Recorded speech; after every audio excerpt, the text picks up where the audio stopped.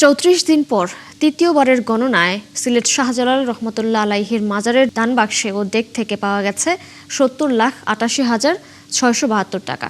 জেলা প্রশাসনের তত্ত্বাবধানে শনিবার সকাল 10টায় শুরু হয় গণনা। দরগাহ মাদ্রাসার শিক্ষার্থীরা সারাদিন ধরে এই গণনা করেন।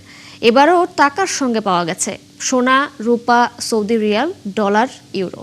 বিভিন্ন বৈদেশিক মুদ্রাও রয়েছে। বিস্তারিত জানাচ্ছেন হোসেন আহমেদ সুজাদ। সকালে সিলেট হজরত শাহজালাল রহমতুল্লাহ আলাইহির মাজারের সকল ডেগ ও দান বাক্স থেকে নগদ অর্থ এনে রাখা হয় মাজার প্রাঙ্গণের উন্মুক্ত মাঠে। সেখানেই কঠোর নিরাপত্তায় শুরু হয় গণনা দেখতে দেশের বিভিন্ন জায়গা থেকে এসে ভিড় করে সাধারণ মানুষ।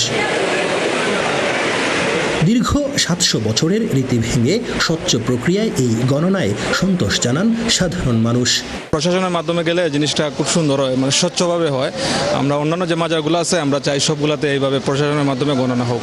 মাজারের টাকা কেউ নিতে পারে নাই, মনে করেন মাজারের কাজেই লাগবে, এই যে জনগণের সবার সামনের টাকাটা গুনতেছে। এ সময় উপস্থিত ছিলেন সিলেট জেলা প্রশাসনের বিভিন্ন পর্যায়ের কর্মকর্তারা। জেলা প্রশাসক জানান, এখন থেকে সবসময় এভাবেই সবার সামনে দানের টাকা গোনা হবে, পরে টাকা রাখা হবে জেলা প্রশাসনের বিশেষ অ্যাকাউন্টে।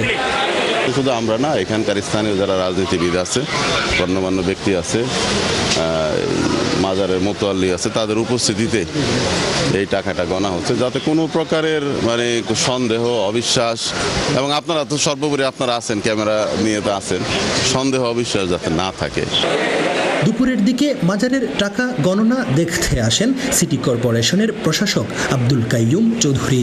এ সময় তিনি বলেন, বাণিজ্য মন্ত্রী খন্দকার আব্দুল মুক্তাদিরকে প্রধান করে যে কমিটি গঠন করা হয়েছিল, সেই কমিটি খুব শীঘ্রই মাজারের উন্নয়ন পরিকল্পনা ঘোষণা করবেন।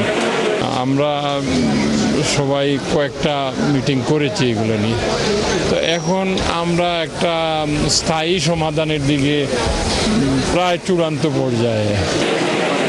এর আগে গত 22 জুন প্রথম ধাপে 17,65,549 টাকা এবং গত 11 জুলাই দ্বিতীয় ধাপে 47,10,153 টাকা পাওয়া যায় দান বাক্স থেকে। তৃতীয় ধাপে সেই রেকর্ড ভেঙে সংগৃহীত হলো সর্বোচ্চ পরিমাণ অর্থ। হোসেন আহমেদ সুজাদ, ৭১ সিলেট।